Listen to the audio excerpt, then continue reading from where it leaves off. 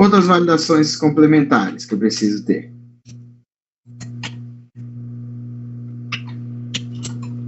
Como identificar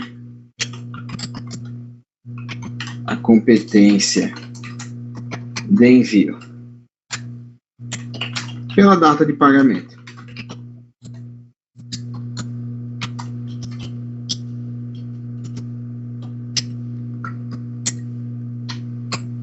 Se observa como período os pagamentos feitos a partir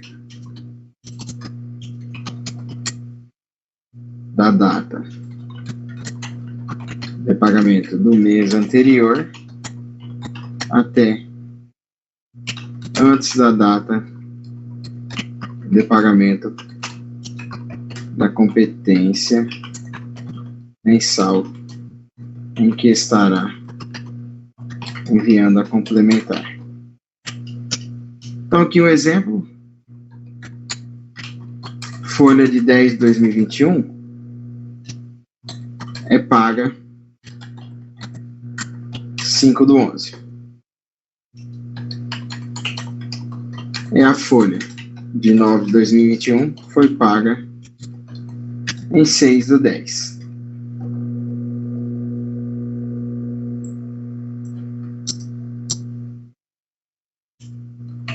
Então, neste caso,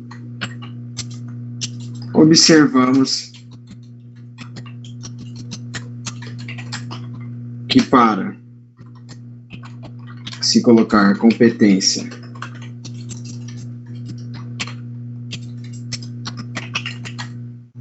de homologação e envio para pagamento dentro do mês 10, se a for paga entre 7/10 a 5/11. Tá?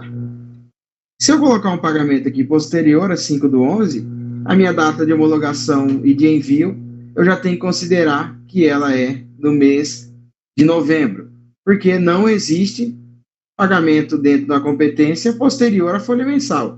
Se eu paguei posterior à data de pagamento da minha folha mensal, ou ele já é por diferença da folha, ou ele já tem que ser considerada por isso. Então, aqui, um outro exemplo. A competência de envio complementar é feita pela data de homologação. Se eu colocar então a data de homologação, exemplo aqui, eu estou no mês 10, eu coloquei que a complementar foi homologada em julho. Se eu calcular agora, o sistema vai entender que a minha competência de envio social, minha competência de pagamento dos impostos será em julho. Então se dá pelo envio da complementar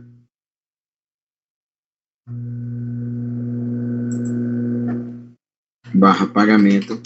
Então é pela data de homologação. Outra validação importante aqui pela data de homologação, a competência é definida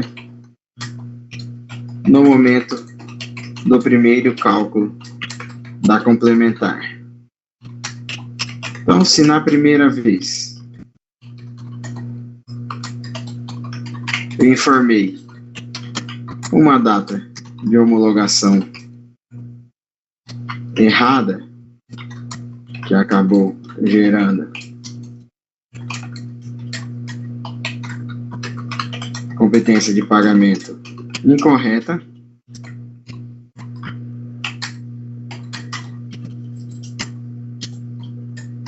é preciso excluir a folha complementar e cadastrar novamente com a data de homologação correta. Então, no meu caso aqui, como eu tenho uma rescisão, eu vou colocar aqui como complementar separada a primeira vez para vocês verem como que gera. O canal de pagamento deixei 29/10, mas poderia deixar aqui até 4/11, vou deixar essa data. O tipo, os períodos de apuração, se foi por acordo, legislação, convenção coletiva ou sentença normativa. Pagamento na rescisão, sim ou não. Isso ocorre quando eu tenho rescisão complementar. Então, se eu tenho alguma rescisão complementar, dentre os funcionários, se eu tenho alguma rescisão complementar, eu preciso informar como pagamento na rescisão, como sim.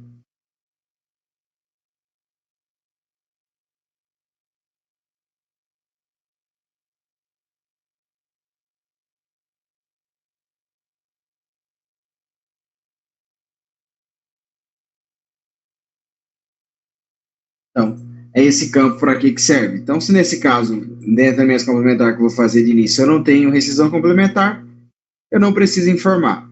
Mas nesse caso aqui, vamos utilizar esses 3 colaboradores.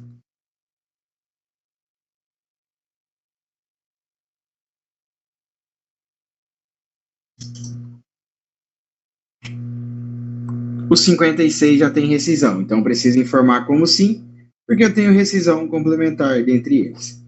Informo o número do processo,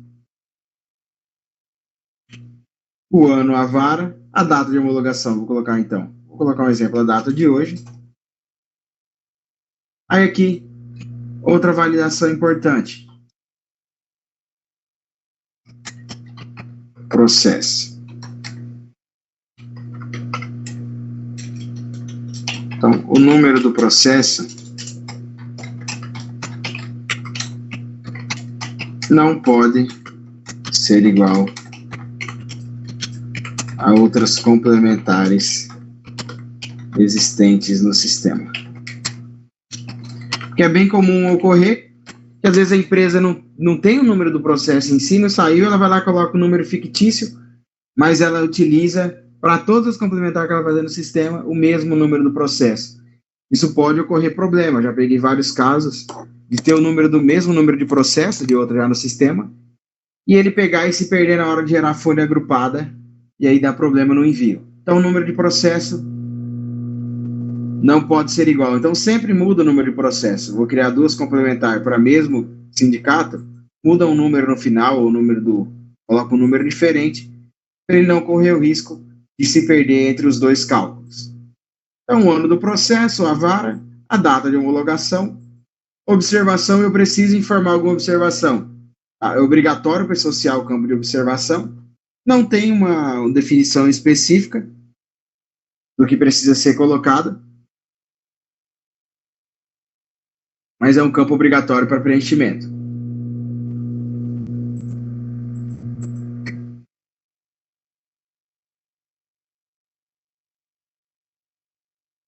Então, se possui complementar tipo adiantamento, recalcular sim ou não. Para o caso de eu já ter complementar e ele recalcular os dados que eu tenho. E aqui considerar histórico salarial, você vai considerar pela data de alteração e data efeito. Eu posso selecionar qualquer uma das 2 informações. Aí eu posso fazer filtro por filial, por organograma, por empregado, por sindicato ou por tipo de contrato.